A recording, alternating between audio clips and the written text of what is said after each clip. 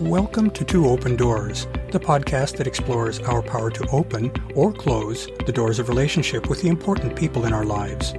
We hope you'll learn from and share your wisdom with our community. Thanks for joining us.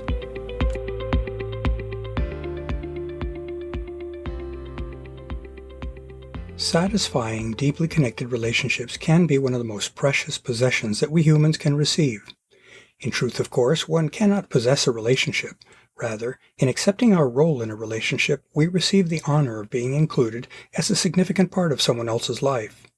Relationship doesn't entail owning anything, most certainly not a right to have control over another person.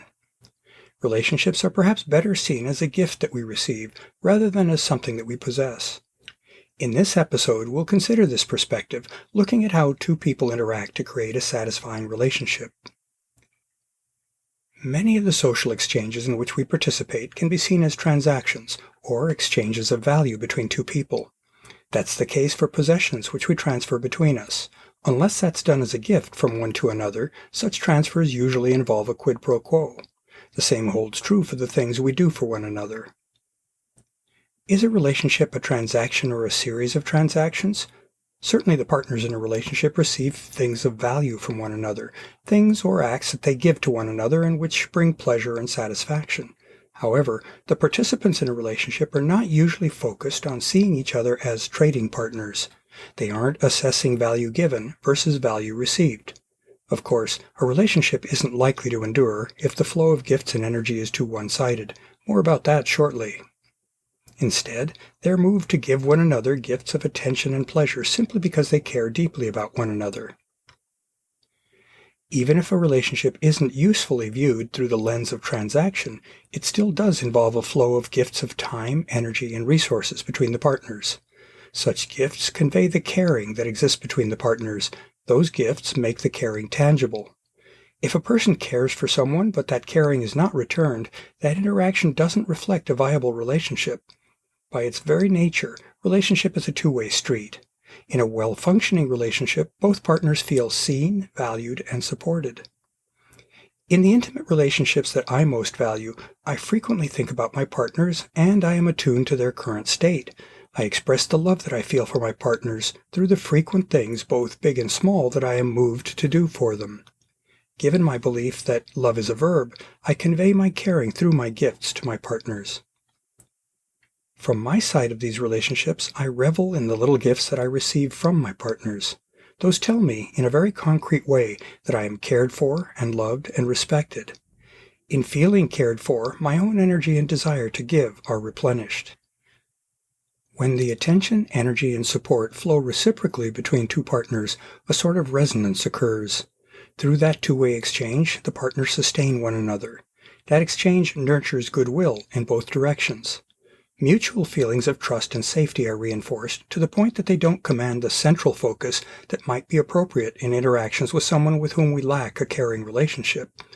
The resonance of a caring relationship frees the partners to open to one another and to come to know one another at an unusual depth. In thinking about this resonant flow of energy and support between intimate partners, it's useful to consider how giving and receiving play into that flow. In a relationship exchange between two partners, the giver is moved to do something nice for their partner. From the Two Open Doors perspective, the giver opens their door to make an offer of caring and support. Being an effective giver requires generosity, empathy, and a deep understanding of one's partner. From the receiver's side, there must be a willingness to accept what's offered in the intended spirit, and a desire to express gratitude and appreciation for what's offered. Like the giver, the receiver must open their door to receive the giver's gifts. The key enablers for resonant giving and receiving in an intimate relationship are the attitudes of the giver and receiver. As long as the giver feels appreciated and validated by the receiver, that giver is likely to desire to remain generous toward the receiver. Conversely, as long as the receiver feels open and welcoming toward the giver, that receiver is likely to remain receptive to what the giver has to offer. Of course, since the exchange of gifts happens in both directions, each of the partners needs to possess both of the preceding attitudes. An intimate relationship only works if each partner feels and expresses a hell yes to include the other person in their life. If that's the case, then both partners benefit from the many fruits of relationship. In particular, each partner can then validate and feel validated by their partner. What is validation and why is it important? One of the meanings of validate in the Merriam-Webster dictionary is to recognize, establish, or illustrate the worthiness or legitimacy of something. In the context of relationship, validating our partner thus means recognizing their personal worth and reflecting our recognition of their worthiness back to them. Recall that in attachment theory, an infant learns two fundamental things about their caregiver.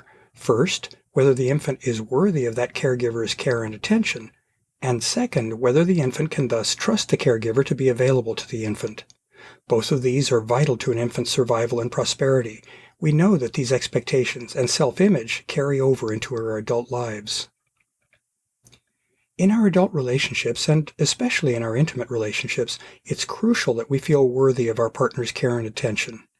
In a well-functioning relationship, each partner feels validated, seen, accepted, appreciated, and valued by their partner. When that mutual validation is present, both partners flourish, and when it's absent, be it from one side or from both, the relationship withers. We've concluded that the partners in an intimate relationship offer each other gifts to nurture one another, rather than conducting quid pro quo transactions with one another.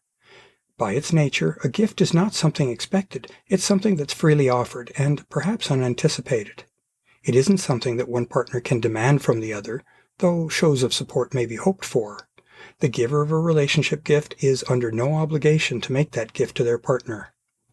Instead of having expectations of one another or feeling obligations toward one another, the partners in a loving relationship are motivated to delight in and nurture one another through spontaneous gifts of resources and service. Love and its manifestations are freely given gifts. If that goodwill toward one another fades, as can happen in cases of betrayal or incompatibility, the relationship suffers or dies.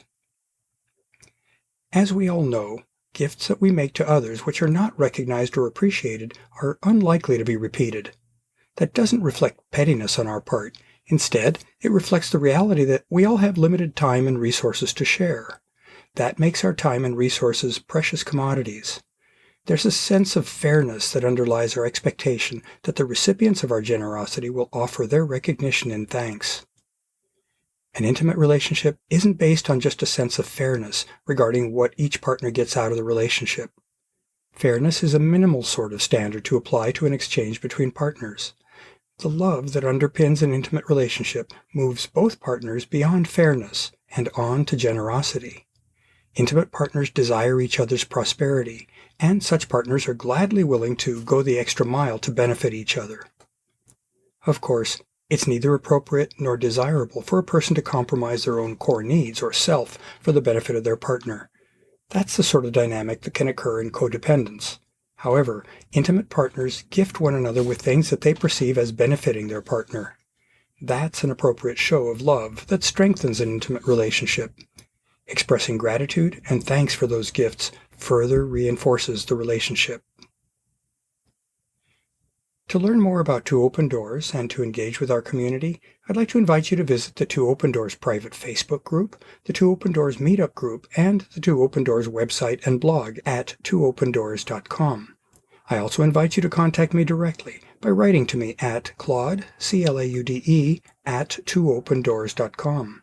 I'd love to hear from you, and I'll use your inputs to guide my work on future blog posts and podcast episodes. Thanks for visiting Two Open Doors.